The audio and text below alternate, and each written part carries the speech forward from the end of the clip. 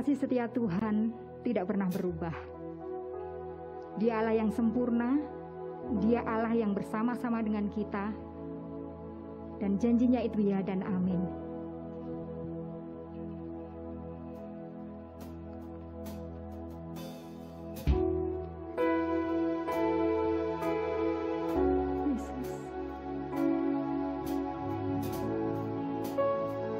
Kami ingin mengalami kasih-Mu itu lebih lagi, Tuhan.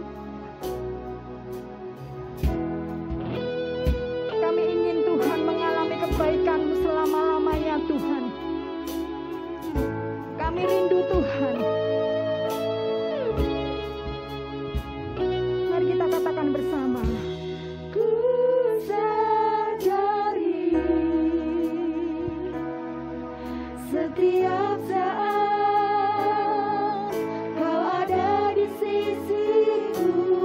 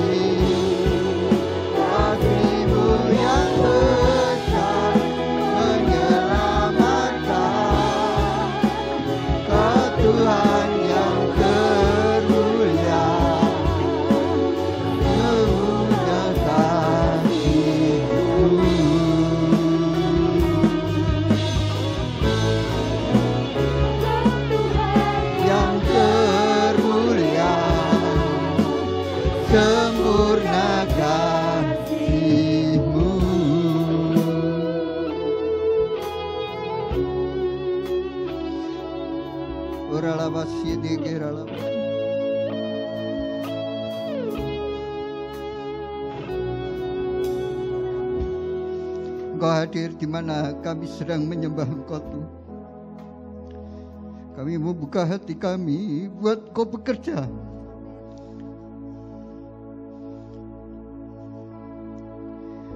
Mari Engkau Tuhan berkarya di tengah-tengah kami.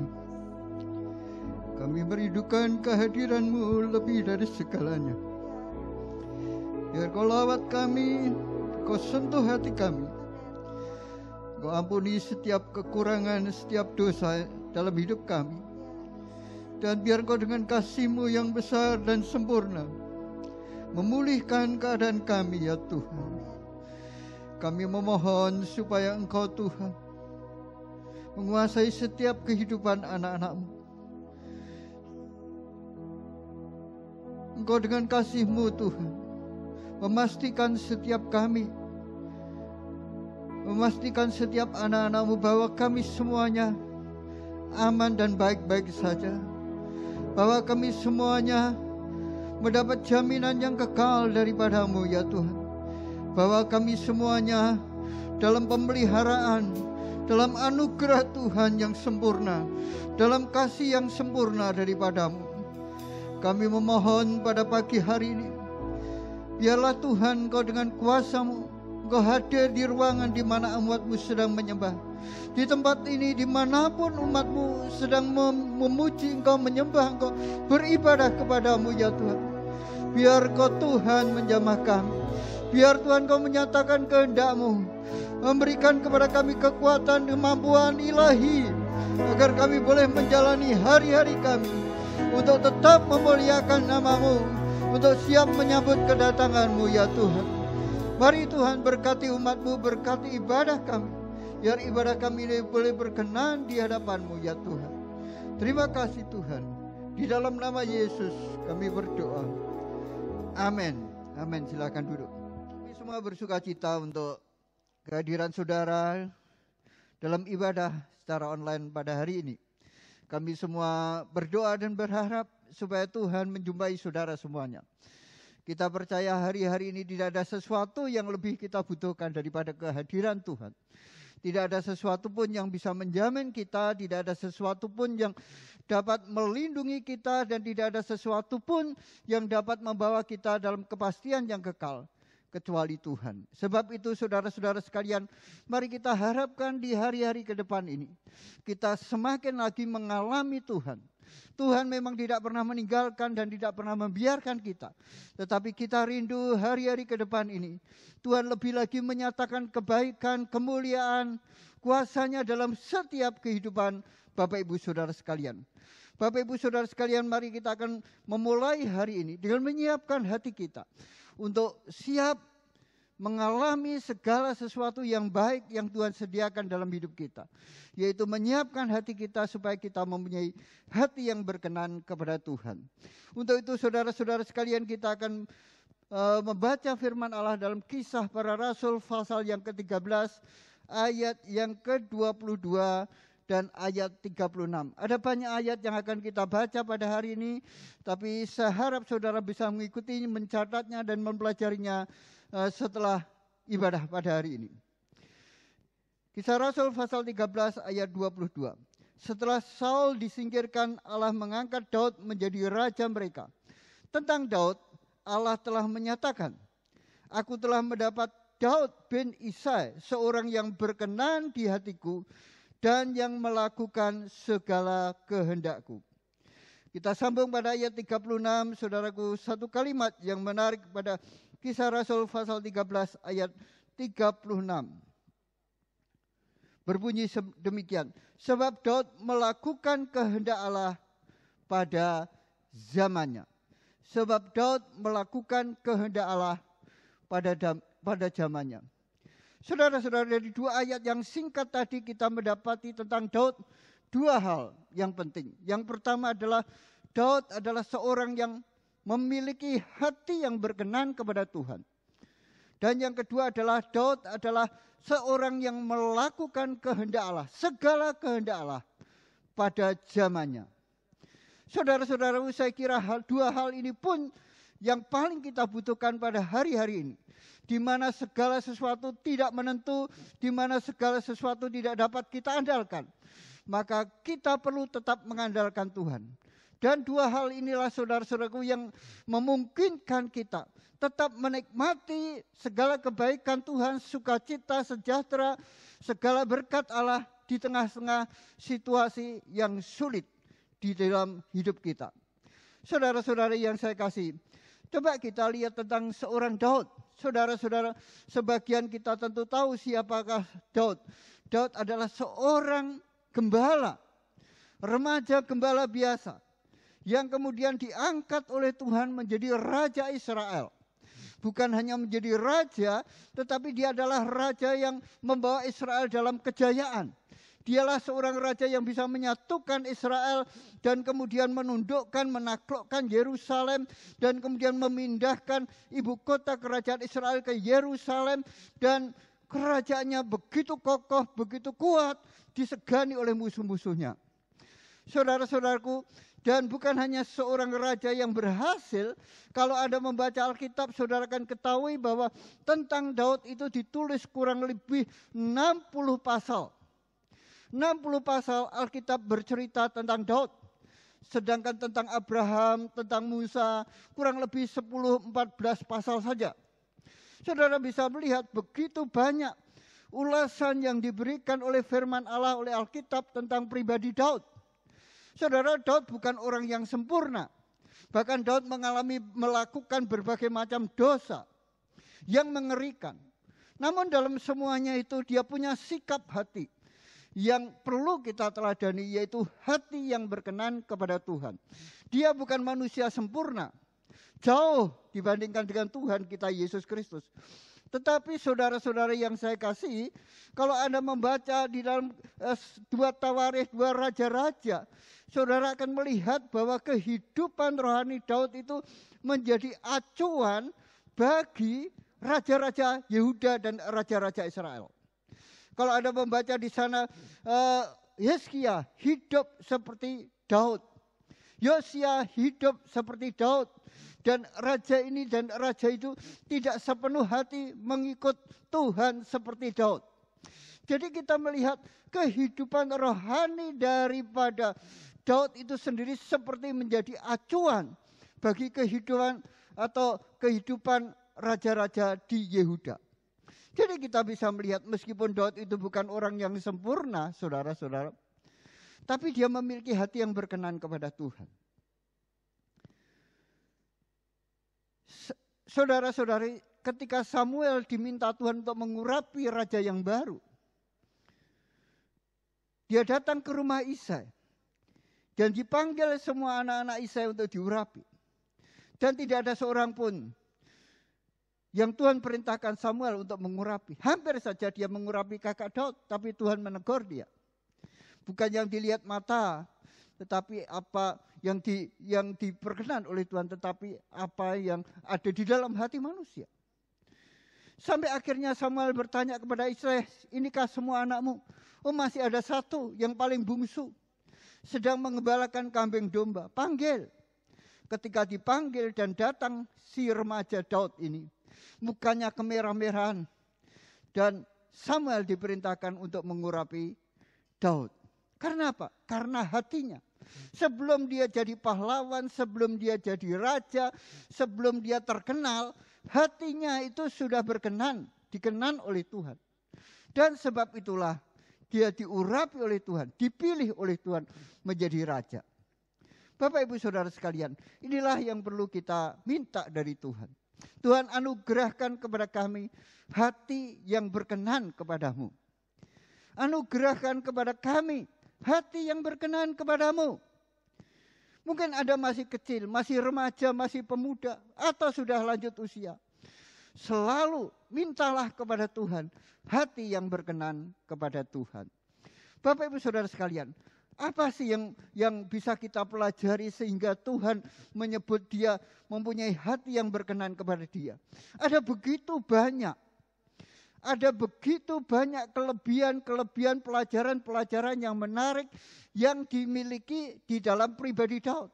Namun izinkan saya pada hari ini membawa kita semua merenungkan beberapa bagian saja tentang mengapa Tuhan menyebut dia mempunyai hati yang berkenan kepada Tuhan. Saudara, yang pertama yang bisa kita lihat mengapa Daud mempunyai hati yang berkenan kepada Tuhan adalah karena dia pribadi yang mengasihi Tuhan.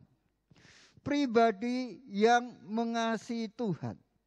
Kasihnya kepada Tuhan itu saudara bisa lihat di dalam prioritasnya, di dalam kerinduannya untuk bersekutu dengan Tuhan. Entah begitu banyak mazmur yang diungkapkan oleh Daud yang menceritakan tentang kerinduannya kepada Tuhan. Mazmur 26 ayat yang kedua, Mazmur 27 ayat yang keempat, Mazmur 63 ayat yang kedua, dan mazmur-mazmur yang lain. Kalau kita membaca di situ, kita melihat bahwa Daud itu punya kerinduan yang dalam kepada Tuhan. Mazmur 27 ayat 4 misalnya saja berbunyi bahwa Mazmur 27 ayat yang keempat berbunyi demikian, saudara.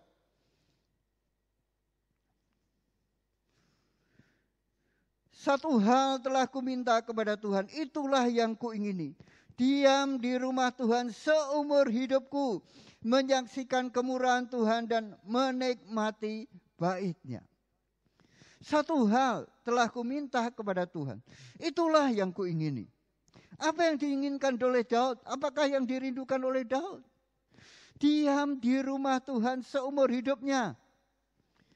Diam di rumah Tuhan seumur hidupnya. Apakah dia tidak ingin wisata? Tentu saja ingin. Tapi kalau dibandingkan diam dalam rumah Tuhan, dia pilih tinggal dalam hadirat Tuhan.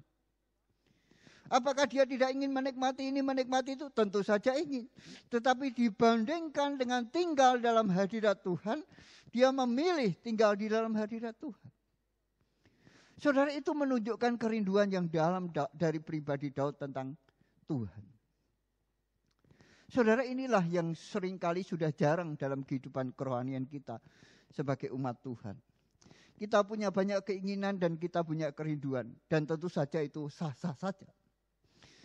Tetapi apakah Anda punya kerinduan dan keinginan kepada Tuhan itu lebih daripada keinginan-keinginan yang lain?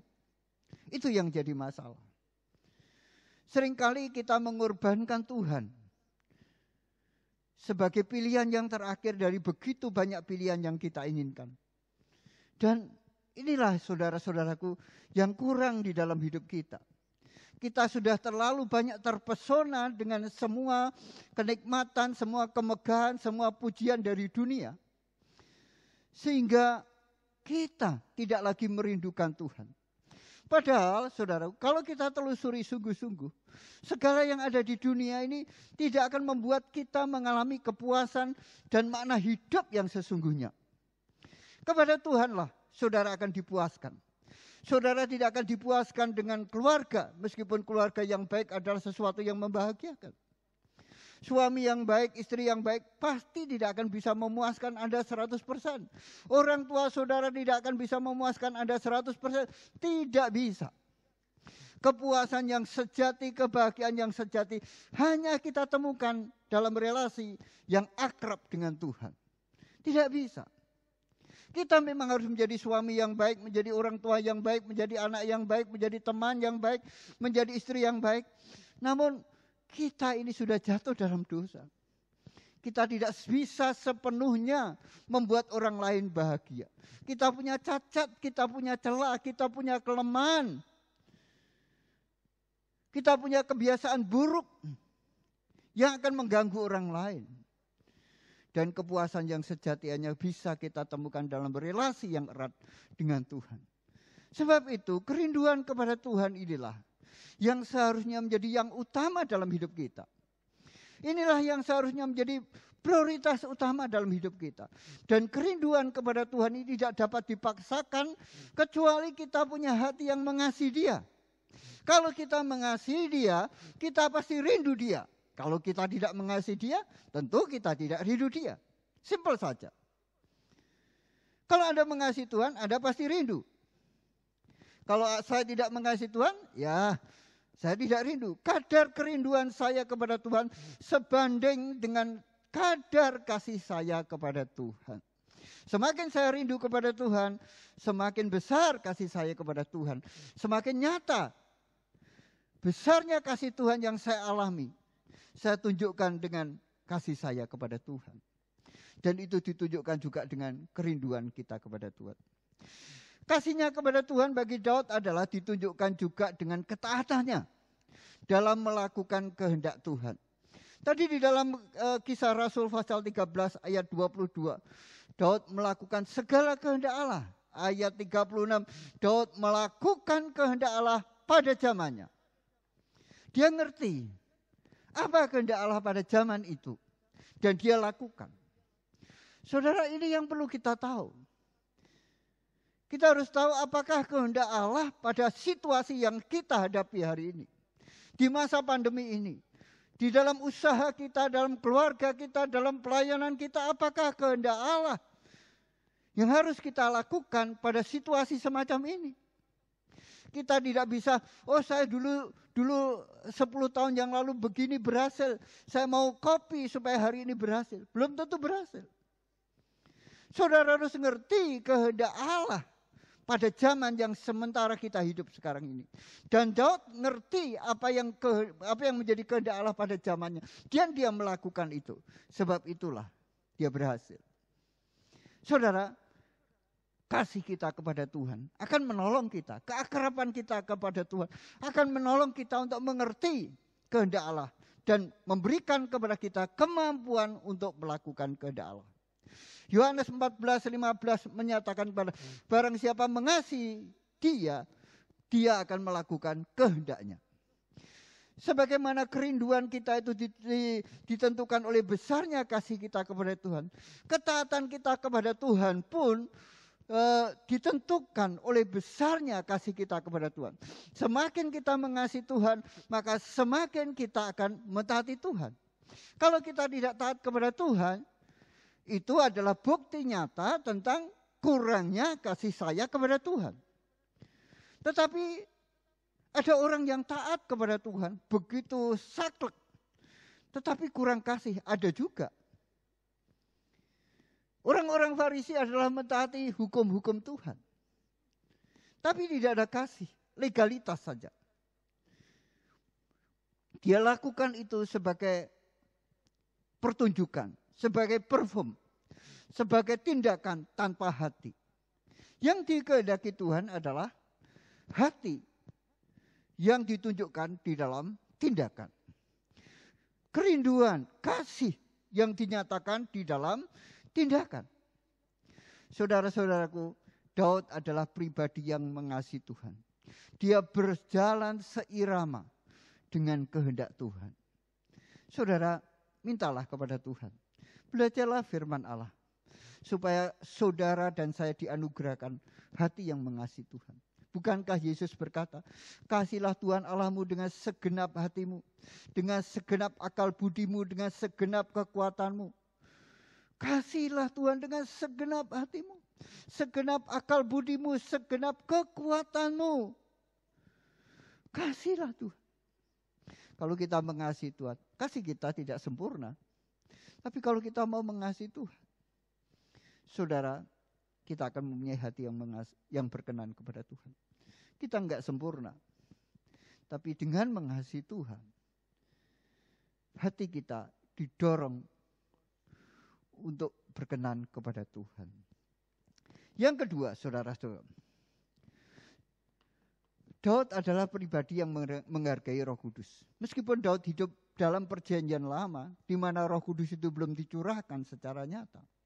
Namun kita tahu bahwa Daud diurapi oleh Roh Kudus melalui Nabi Samuel, seperti tadi yang saya katakan.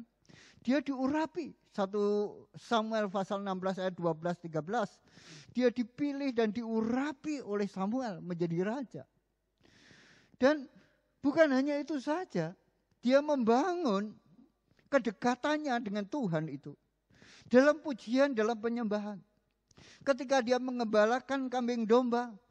Ketika dia dalam pelarian di padang gurun. Dia memuji, menyembah Tuhan. Saudara, bahkan ketika Raja Saul kerasukan roh jahat, dipanggillah Daud memainkan kecapi. Dan Tuhan mengurapi pujian yang disampaikan oleh Daud. Sebab itu ketika Raja Saul kerasukan roh jahat, Daud menyanyikan pujian kepada Allah. Dan roh jahat itu undur daripada Saul. Saudara-saudara, dia membangun keakrabannya dengan Tuhan, dengan Roh Kudus itu, dengan pujian dan penyembahan. Pertanyaannya adalah, apakah saudara pribadi yang dipilih dan diurapi Tuhan? Tentu saja. Setiap kita yang percaya kepada Yesus, kita ini dipilih Tuhan. Bukan hanya Daud yang dipilih Tuhan. Saudara dan saya, kalau kita bisa percaya kepada Yesus, kita bisa bertobat, datang kepada Yesus, itu karena Tuhan memilih saudara. Saudara sadar atau tidak sadar, ketika kita mau datang menyerahkan hidup kita sungguh-sungguh kepada Tuhan, itu adalah pilihan Tuhan kepada saudara.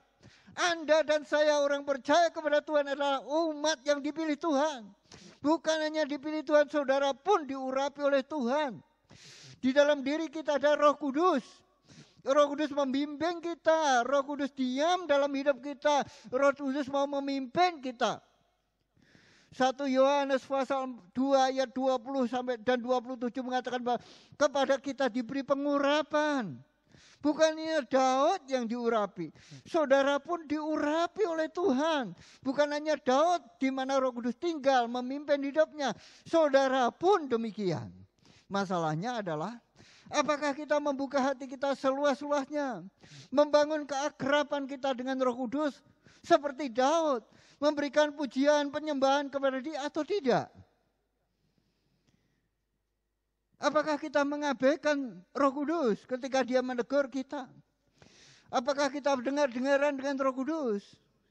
Saudara-saudara, Daud bukan seperti itu. Sebab itulah saudaraku, dia punya kuasa untuk hidup berkenan kepada Tuhan. Dia membangun kehidupan yang erat dengan Roh Kudus. Menghargai Roh Kudus. Coba Anda lihat ketika dia jatuh dalam dosa. Daud adalah seorang yang pernah melakukan dosa yang sangat mengerikan. Dia berzina. Bukan hanya berzina, dia menipu. Bukan hanya menipu, dia membunuh. Dosa yang sangat mengerikan. Namun saudara-saudaraku, kelebihan Daud adalah ketika dia ditegur, Nabi Nathan menegur dia, segera dia bertobat. Dia tidak menyalahkan keadaan, dia tidak menyalahkan orang lain penyebab di mana dia jatuh dalam dosa. Sebagaimana yang biasa kita lakukan. Dia datang kepada Tuhan dan mengakui dosanya. Bukan sembunyi-sembunyi. Dia menulis 2 Mazmur, Mazmur 32 dan Mazmur 51. Yang menceritakan kejatuhannya, pengalamannya ketika dia belum mengaku dosa, bagaimana tulang-tulangnya kering, bagaimana dia kehilangan semangat hidup, dan bagaimana dia mengaku dosa kepada Tuhan. Dia tuliskan dan diajarkan kepada umat Israel. Saudara, ini jarang terjadi. Kalau kita mau bertobat pun, ya kita bertobat diam-diam. Ya yang tahu teman-teman dekat kita sajalah. Orang lain gak perlu tahu. Ini aib kita, gak usah disebar-sebarkan. Daud memang tidak menyebarkan aibnya, tetapi dia mau mengajarkan. Jangan seperti aku. Jangan seperti aku. Dan saudara tahu apa yang dikatakan Daud sehubungan dengan pengakuan dosanya dalam kaitan bahwa dia itu menghargai Roh Kudus. Saudara bisa melihat itu dalam Mazmur 51, saudara sekalian.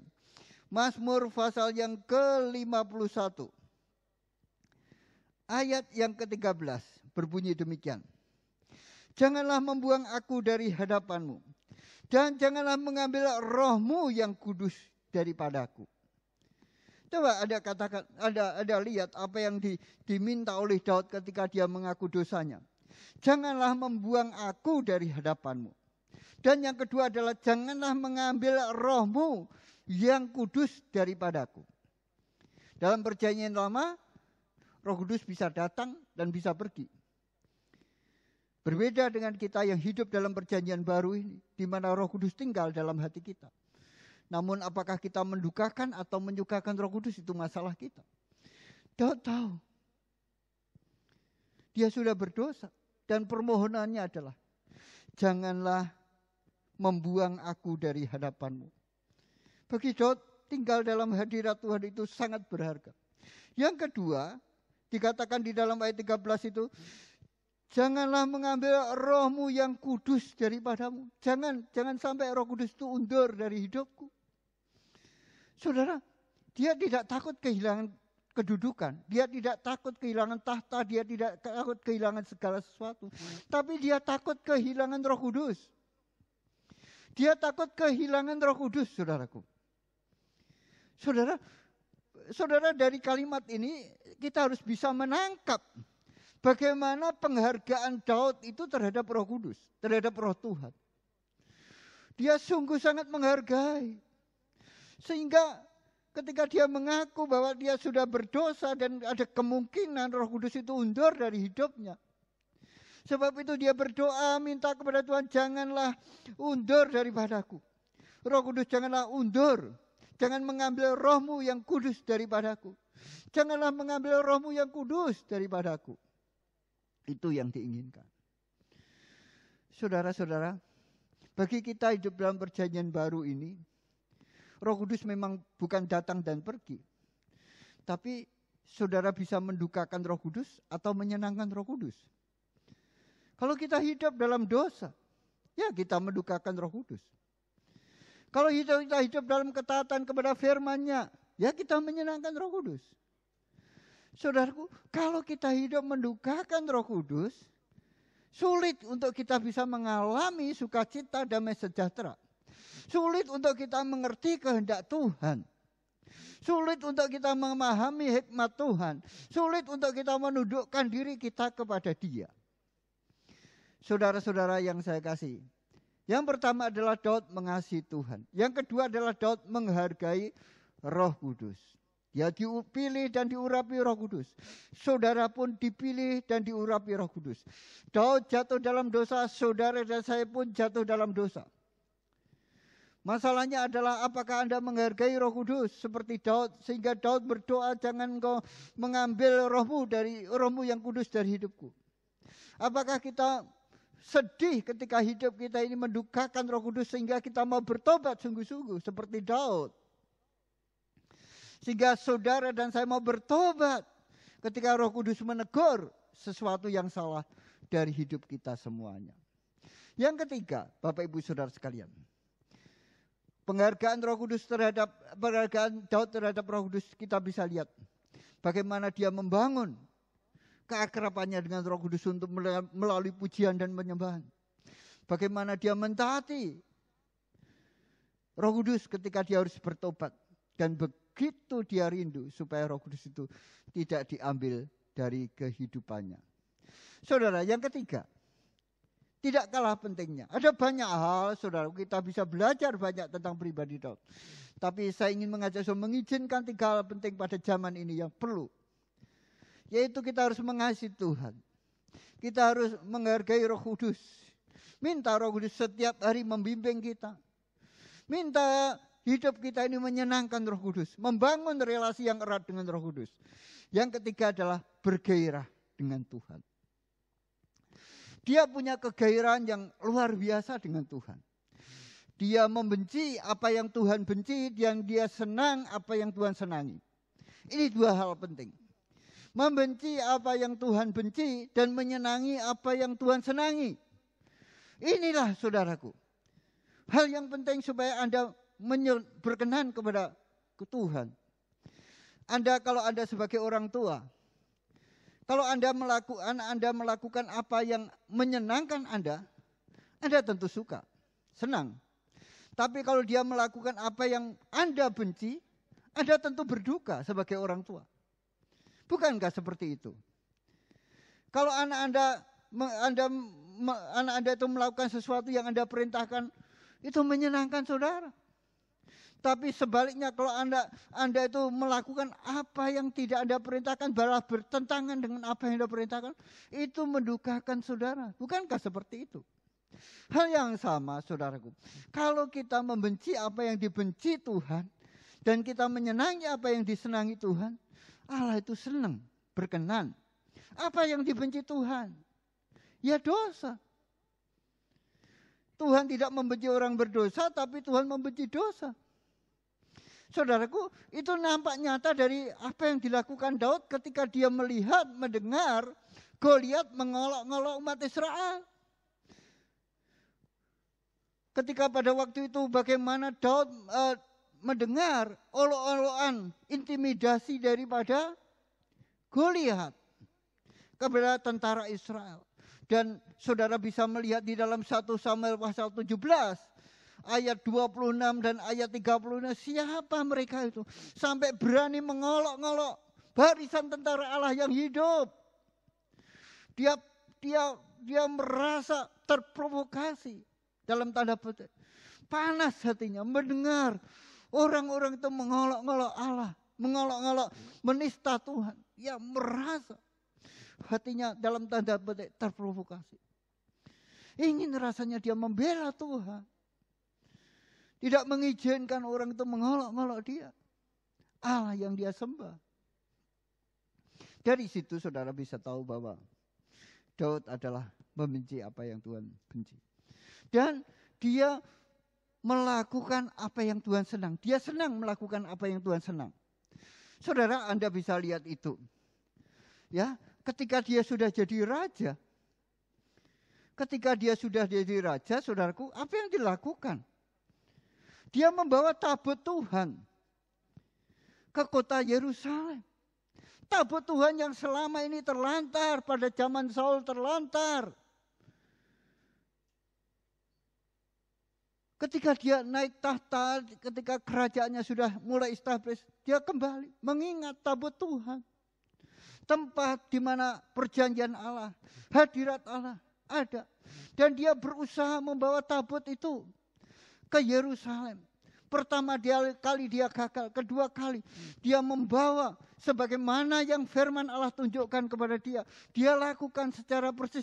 Dan saudara tahu, sepanjang jalan dia menari-nari bersukacita. Beberapa langkah dia membawa korban, menyembelih lembu sebagai korban kepada Tuhan. Dan dia menari-nari di hadapan rakyat jelata sampai istrinya melihat, wah, suamiku ini menghinakan diri seperti ini. Menghinakan diri seperti ini. Tidak tahu, tidak jaga gengsi, tidak jaga image. Raja dia itu masa menari-nari dengan rakyat jelata semacam itu di sepanjang jalan umum. Tapi Daud berkata, aku mau menghinakan diriku lebih lagi karena Tuhan. Oh saudara-saudara, dia bersukacita membawa tabut Allah itu ke Yerusalem. Bukan hanya itu, saudara-saudaraku. Dan setelah dia selesai membangun bait Allah, setelah dia selesai membangun istananya, dia lihat tabut Tuhan, bait Allah itu tinggal di kemah. Tinggal di kemah. Dan kemudian dia berkata, gimana ya? Aku tinggal di istana, tapi tabut Tuhan ada di kemah. Kalau begitu aku mau membangun bait Allah. Saudara bisa lihat itu di dalam 2 Samuel, saudara bisa melihat itu di dalam 2 Samuel pasal yang ke-7. 2 Samuel pasal yang ke-7. Ketika raja telah menetap di rumahnya dan Tuhan telah mengaruniakan keamanan kepadanya terhadap semua musuhnya di sekeliling. Berkatalah raja kepada Nabi Nathan, lihatlah, aku ini diam dalam rumah dari kayu aras, padahal tabut Allah diam di bawah tenda. Lalu berkatalah Nathan kepada raja, baik, lakukanlah segala sesuatu yang dikandung hatimu, sebab Tuhan menyertai engkau. Jadi Daud melihat, loh, aku ini tinggal di istana dengan kayu aras. Tapi tabut Tuhan ada di tenda. Jadi dia merasa bersalah dalam tanda petik, saudara. Dia merasa bersalah. Loh, aku tinggal di istana, tabut Tuhan ada di kemah. Dia merasa bersalah. Sebab itu dia berinisiatif membangun rumah Tuhan. Membangun rumah Tuhan meskipun akhirnya Tuhan tidak mengizinkan itu. Untuk dia lakukan. Saudara, jarang orang yang punya hati yang semacam ini. Banyak orang tidak peduli tentang tentang pekerjaan Tuhan. Asal dirinya baik. Asal dirinya diberkati. Asal dirinya semakin diberkati. Dia nggak mau peduli dengan apa yang terjadi dengan pekerjaan Tuhan. Tapi Daud tidak, saudaraku. Dia merasa bersalah, loh, saya tinggal di rumah dengan kayu ara sedangkan tabut Tuhan ada di kemah. Sebab itu kemudian dia berinisiatif untuk membangun bait Allah. Saudara, apakah Anda punya hati yang semacam itu? Apakah kita punya hati yang semacam itu? Loh, kalau kita punya hati yang semacam ini, saya yakin meskipun kita tidak sempurna, Tuhan akan berkenan kepada saudara. Tuhan akan memberkati dan memakai saudara untuk hal-hal yang lebih besar dalam hidup saudara. Saudara, dia peduli sungguh dengan apa tentang pekerjaan Tuhan, tentang Tuhan. Dia peduli. Saudara-saudara yang saya kasih, bukan hanya itu, kegairahannya kepada Tuhan itu akan nampak lebih lagi. Tadi sudah saya katakan bahwa Daud ingin membangun bait Allah. Tetapi Tuhan tidak berkenan karena dia perang, pahlawan yang membunuh banyak orang. Tuhan tidak berkenan. Tapi saking pengennya melihat bait Allah, saking kepengennya membangun sesuatu untuk Tuhan, dia melakukan sesuatu yang luar biasa. Kalau Anda membaca di dalam 1 Tawarikh pasal 29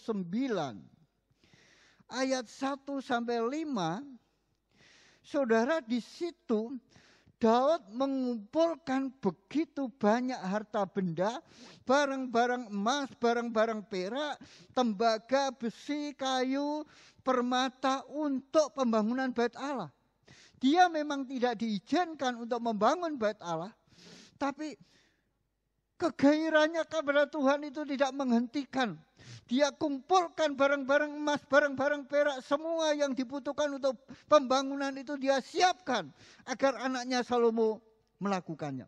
Coba perhatikan ayat 3. Lagi pula, oleh karena cintaku kepada rumah Allahku, maka sebagai tambahan pada segala yang telah kusediakan bagi rumah kudus, aku dengan ini memberikan kepada rumah Allahku dari emas dan perak kepunyaanku sendiri 3.000 talenta emas dari emas Ofir dan 7.000 talenta perak murni untuk menyalut dinding ruangan dan seterusnya dan seterusnya. Saudara, ini luar biasa. Tidak heran kalau hati yang semacam inilah Tuhan berkenan. Dia tidak lupa ketika diberkati Tuhan. Bahkan ketika Tuhan mengatakan, kamu gak boleh bangun. Tapi saking cintanya kepada Tuhan, dia siapkan bahan bangunan untuk Salomo anaknya bisa membangun. Tapi dia merasa masih kurang. Dia berikan dari punyaannya sendiri. Bukan main-main yang diberikan, saudara. 3.000 talenta emas. Dari emas Ofir, 7.000 talenta perak murni dan seterusnya. Yakni emas-emas untuk barang-barang emas dan lain sebagainya. Saudara bisa membaca dari 1 Tawarikh 29 itu. Saudara bukan jumlah yang diberikan, tapi saudara lihat hatinya. Saudara lihat hatinya Daud itu luar biasa. Cintanya kepada Tuhan itu tidak membuat dia begitu bergairah untuk sesuatu bagi Tuhan. Dia bangun. Ayat terakhir. Kegairahnya memberikan yang terbaik kepada Tuhan itu luar biasa. Terakhir 1 Tawarikh 21, saudara. Ini ayat yang luar biasa. 1 Tawarikh 21 ayat 22-29. Anda bisa membaca 1 Tawarikh 21 kisah seluruhnya. Pada waktu itu umat Israel sedang kena tulah. Sakit, tulah, banyak rakyat yang mati. Dan Daud sebagai raja sudah bersalah. Karena dia menghitung dalam kesombongannya tentang tentara Israel.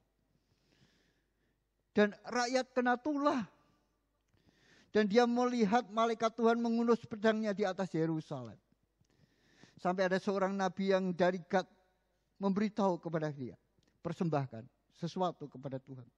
Di tempat di ladangnya Oman. Dia berkata demikian. Dia datang ke tempat itu. Dan dia minta kepada Oman. Berikan tanahmu, lembu sapimu. Aku ingin mempersembahkan korban di sini. Si Oman berkata, ayat 23. Jawab Oman kepada Daud, ambillah. Baiklah tuanku raja melakukan apa yang dipandang baik. Lihatlah aku berikan lembu ini untuk korban bakaran dan eretan-eretan pengiring ini. Dan untuk kayu bakar dan gandum dan korban sajian semuanya kuberikan. Ayat 24. Tetapi berkatalah Raja Daud kepada Oman. Bukan begitu. Melainkan aku mau membelinya dengan harga penuh. Sebab aku tidak mau mengambil milikmu untuk Tuhan. Dan tidak mau mempersembahkan korban bakaran dengan tidak membayar apa-apa. Saudara, si Oman dengan senang memberikan tempatnya itu untuk korban bakaran supaya tulah itu berhenti. Tapi Daud enggak. Dalam urusan dengan Tuhan aku tidak mau tanpa korban. Aku bayar penuh. Aku tidak mau tidak membayar apa-apa untuk korban kepada Tuhan. Saudara, sangat bertolak belakang dengan kehidupan kita hari ini. Sebab itu jarang sekali kita mengalami sesuatu yang dahsyat seperti yang Daud alami. Karena Daud punya hati yang semacam itu. Dalam urusan dengan Tuhan dia gak mau sembarangan.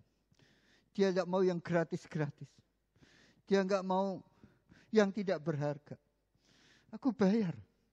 Dan kalau Anda membaca selanjutnya, harga yang dibayar Daud itu jauh lebih mahal daripada harga pasar pada waktu itu. Tapi dia mau lakukan itu untuk Tuhan. Saudara lihat hati dari Daud. Luar biasa. Ketika dia masih remaja, sampai dia diberkati Tuhan, punya kuasa, punya kekuatan, punya kekayaan, punya ketenaran, punya segala-galanya. Hatinya kepada Tuhan tidak berubah, saudara. Perhatiannya kepada Tuhan tidak berubah. Cintanya kepada Tuhan tidak berubah. Dia seringkali melakukan salah. Dia berdosa. Dia mengalami banyak masalah. Tetapi begitu Tuhan tegur dia, dia pun segera berbalik kepada Tuhan. Dan apa yang dikatakan dalam Mazmur 51 itu menarik sekali. Jangan buang aku dari hadapanmu. Dan jangan ambil rohmu yang kudus daripadaku. Karena bagi Daud itu jauh lebih berharga daripada kekayaannya, daripada kekuasaannya, daripada apa segala sesuatu yang dia miliki pada waktu itu. Saudara, saya ingin mengajak saudara semuanya punya hati seperti ini. Mohonlah kepada Tuhan. Mintalah kepada Tuhan. Dan anugerahkan aku kepada. Dan setiap kali Roh Kudus tegur saudara, belajarlah seperti Daud. Jangan selalu menyalahkan orang lain, menyalahkan kondisi, menyalahkan keadaan. Memang semuanya itu memicu saudara untuk melakukan sesuatu yang salah. Tapi bibit salah itu sudah ada dalam hati saudara, sehingga ketika dipancing dia keluar. Bibit berzina itu sudah ada. Sehingga ketika dia lihat Batseba mandi, timbul keinginan untuk berzina. Bibit pahit hati itu sudah ada. Sehingga ketika orang mengucapkan sesuatu yang menyakitkan, kepahitan Anda meluap. Tapi bibitnya itu sudah ada dalam hati kita. Ada. Hanya ada pancingan saja dia keluar. Kalau tidak ada, dipancing pun dia tidak akan keluar karena tidak ada. Sesungguhnya itu masih ada dalam hati kita masing-masing. Sebab itu perlu kita setiap hari minta Roh Kudus menolong kita. Menyingkirkan semuanya itu. Minta anugerah Tuhan. Hari ini saudara-saudari yang saya kasih, kita akan mengambil perjamuan yang kudus. Kita tahu Yesus sudah mati di atas kayu salib menebus dosa-dosa kita. Kita tahu di dalam hidup kita ada Roh Kudus yang diam, yang mau memimpin kita. Marilah saudara-saudara sekalian, kita hargai pengorbanan Tuhan itu. Kita hargai Roh Kudus itu. Kita bangun relasi yang semakin erat, semakin akrab dengan Dia. Kita bangun hati yang rendah hati.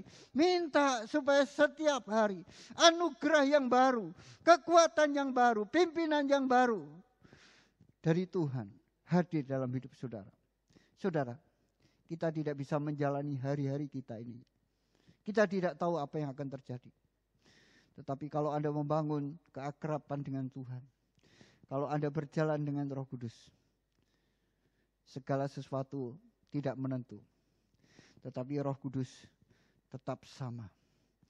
Tetap berkuasa, tetap penghibur, tetap penasihat, tetap Allah yang sanggup memberkati kita semuanya.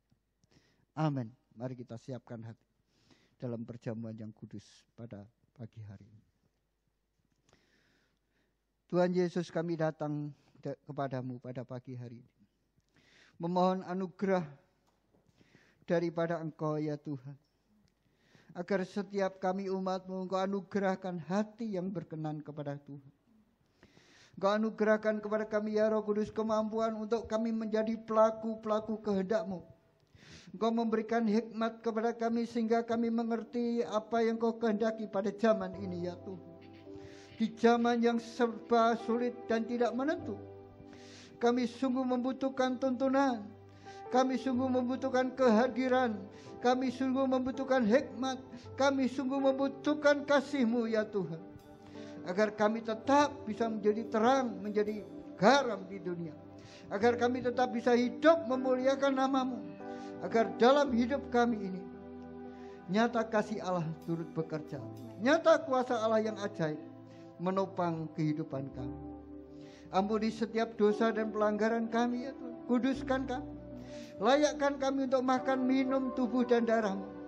Dan biarlah pada perjamuan yang kudus pada hari ini, setiap kami boleh diperbaharui.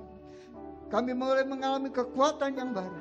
Dan kepada kami dianugerahkan hati yang bisa berkenan kepada Tuhan. Terima kasih Tuhan. Dalam nama Yesus.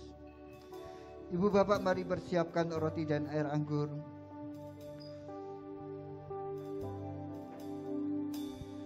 Ambil roti dan air anggur saudara-saudara sekalian. Dan mari kita persiapkan untuk makan dan minum perjamuan kudus bersama-sama pada pagi hari ini. Yesus, haleluya.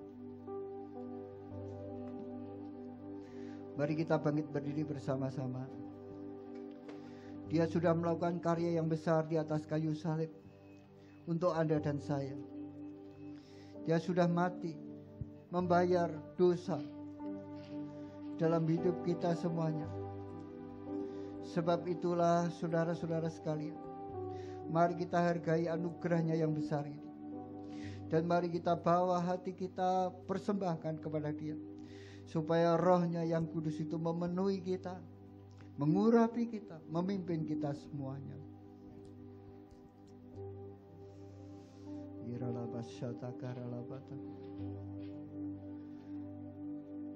Mari kita angkat roti di tangan kanan kita.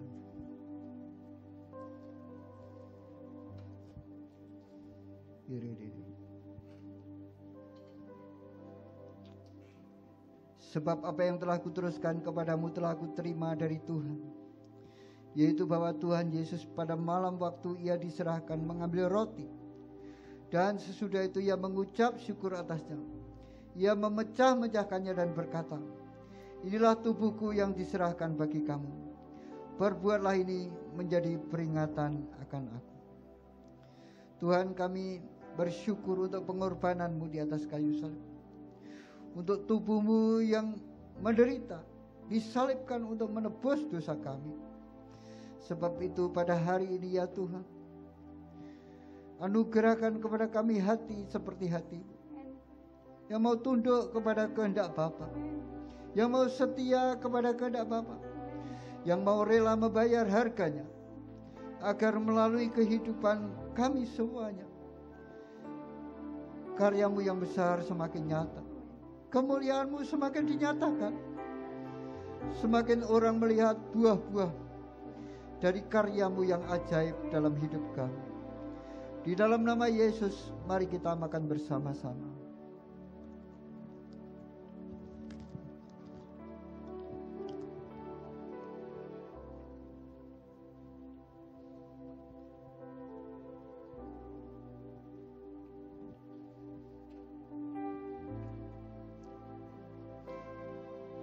Saudara, mari kita ambil cawan yang berisi air anggur.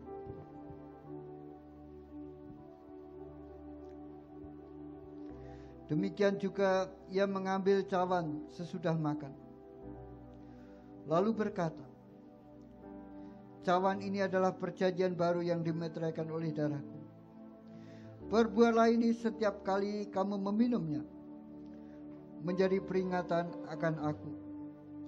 Sebab setiap kali kamu makan roti ini dan minum cawan ini, kamu memberitakan kematian Tuhan sampai ia datang. Terima kasih ya Tuhan untuk darah-Mu yang tercurah di Bukit Kalvari. Darah-Mu yang memeteraikan kami menjadi milik-Mu, umat pilihan-Mu. Engkau urapi kami dan pakailah kami ya Tuhan, bahwa kami dalam persekutuan yang semakin erat, semakin dekat, semakin lekat dengan Engkau. Ajari kami untuk menghargai kehadiran-Mu, mengembangkan Tuhan karya-Mu dalam hidup kami semuanya. Terima kasih Tuhan. Terima kasih untuk pengorbanan-Mu. Di dalam nama Yesus, mari kita minum bersama-sama.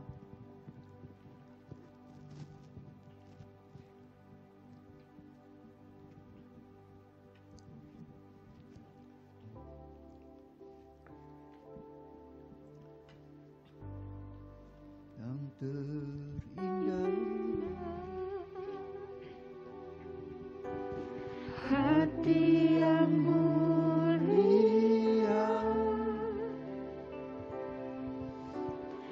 hanya ku temukan di dalam-Mu,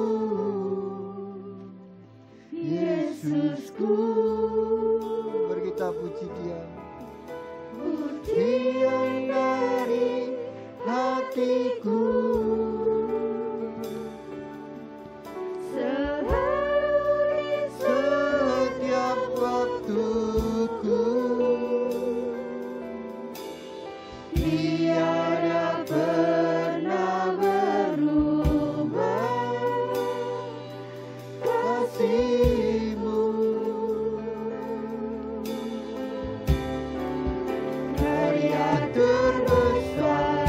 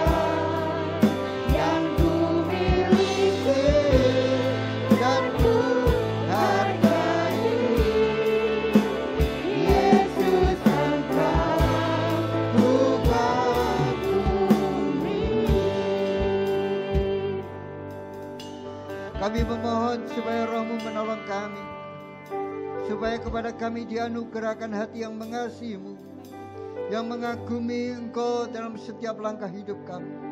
Bahkan ketika kehidupan ini memberikan sesuatu yang tidak seperti yang kami inginkan, biar kami tetap bisa melihat karya-Mu yang indah di balik setiap pergumulan kami. Kami boleh melihat karya-Mu yang ajaib di tengah-tengah kesulitan kami, dan kami boleh mengalami kemuliaan-Mu yang luar biasa di tengah-tengah setiap pergumulan. Karena kami sadar, kami yakin, sebagaimana janji firman-Mu bahwa Engkau tidak pernah meninggalkan dan tidak pernah membiarkan kami. Bahkan di masa-masa susah kami, Tuhan, Engkau menggunakan itu untuk menolong kami, diubahkan. Engkau menggunakan itu untuk memberkati kami di masa yang akan datang, menyiapkan kami umat-Mu menjadi bejana-bejana-Mu. Kami memohon Tuhan pada hari ini, oh, tiliklah kehidupan anak-anak-Mu ya Tuhan. Engkau melihat setiap ketidakmampuan, setiap pergumulan, setiap kekurangan kami. Namun Engkau menerima kami. Engkau sudah membayarnya di atas kayu salib. Sebab itu kami percaya anugerah-Mu itu cukup bagi kami. Untuk hari-hari ke depan hidup kami ini lebih lagi menyenangkan hati-Mu. Hidup kami lebih memperkenan kepada-Mu. Tolonglah kami ya Tuhan. Kami memohon juga berkat-Mu atas setiap pekerjaan anak-anak-Mu ya Tuhan. Di tengah-tengah segala sesuatu yang mungkin serba sulit, nyatakan pertolongan-Mu buat mereka ya Tuhan. Berikan berkat yang lebih daripada cukup buat mereka. Segala keperluan dan kebutuhan mereka Tuhan, pelihara mereka Tuhan dengan kasih setia-Mu ya Tuhan. Cukupkan setiap kebutuhan mereka masing-masing. Berkati setiap usaha pekerjaan mereka, sehingga di masa sulit mereka pun tetap berhasil. Mereka yang sedang belajar, Tuhan tolong. Tuhan juga tolong setiap keluarga demi keluarga. Di masa-masa sulit ini Tuhan, biar Tuhan kasih-Mu menyatukan mereka kembali. Kasih-Mu membawa mereka lebih lagi mengandalkan Engkau. Kasih-Mu membawa mereka untuk mengalami sukacita, damai, sejahtera, kasih yang abadi daripada Engkau ya Tuhan. Terima kasih Tuhan Yesus, terima kasih. Kami percaya Engkau-lah Allah kekuatan dan benteng bagi kami. Sebagai penolong dalam kesesakan sangat terbukti ya Tuhan. Sebab itu Tuhan kami percaya, kami mengatakan dengan iman, setiap umat Tuhan akan tetap tegak berdiri, tetap akan setia, tetap akan menjadi kuat, menjadi berhasil, memancarkan kebaikan dan kemuliaan Tuhan. Hari ini kami hendak mengucap syukur melalui persembahan kami. Kami mengingat apa yang dikerjakan oleh hamba-Mu Daud, dan kami merasa malu ya Tuhan. Kami seringkali lupa ketika Engkau memberkati kami. Namun Engkau mengajarkan melalui firman-Mu tentang sifat hamba-Mu Daud. Dia tidak pernah lupa kepada Engkau, bahwa dia memperhatikan segala pekerjaan. Tolong kami meneladainya Tuhan. Kami mempersembahkan persembahan kami dengan syukur, dengan yang terbaik. Mengembalikan persepuluhan kami dengan penuh hormat kepada Tuhan dan percaya. Kami berdoa supaya Engkau membuka tingkap langit dan mencurahkan berkat kepada setiap anak-anak-Mu. Engkau menghalau segala belalang pengerit yang merusak hasil mereka. Engkau membuat mereka berbahagia sebagaimana yang Engkau janjikan. Turunlah berkat itu kepada setiap anak-anak-Mu ya Tuhan. Terima kasih Tuhan Yesus, terima kasih. Kami berdoa memohon perlindungan Tuhan. Lindungi kami anak-anak-Mu Tuhan, dari setiap kuasa dosa, kuasa gelap. Juga Engkau melindungi kami dari penyebaran COVID ya Tuhan. Engkau menolong kami, membentengi kami, keluar masuk kami. Sembuhkan saudara-saudara kami yang sedang terpapar. Nyatakan keajaiban kuasa nama Yesus, supaya kesembuhan terjadi buat mereka. Nyatakan ya Tuhan kemuliaan-Mu bahwa Engkau Allah tetap berkuasa dalam situasi sulit ini. Dan Engkau menolong bangsa dan negara kami agar mereka bisa mengatasi wabah pandemi ini ya Tuhan, dalam semua aspeknya. Biar kami boleh melihat kebaikan dan kemurahan Tuhan, kemuliaan Tuhan di hari-hari sekarang ini Tuhan. Bapak Ibu Saudara sekalian, mari kita pulang dengan damai sejahtera. Mari kita akan menjalani hari-hari ke depan, sepekan ke depan ini dan tetap kuat dan setia kepada Tuhan. Dengan ditambahkan kepada saudara anugerah, kasih karunia, Tuhan memberikan kepada saudara hati yang semakin berkenan kepada Tuhan. Dan Tuhan memberkati saudara dengan berkat yang melimpah, dengan keberhasilan, dengan sukacita, damai sejahtera, dengan hal-hal yang ajaib. Dan biarlah pekan ini saudara boleh mengalami mujizat yang luar biasa boleh hadir dalam hidup saudara. Apa yang tidak pernah engkau pikirkan, apa yang tidak pernah timbul dalam hati kita, dan apa yang tidak pernah menjadi keinginan kita, Tuhan sediakan yang terbaik buat kita semuanya. Turunlah berkat itu dalam nama Bapa, kasih karunia dalam Kristus Yesus, dan pengurapan dan kuasa Roh Kudus memimpin, membentengi, melindungi, dan membuat kita semuanya berhasil. Amin.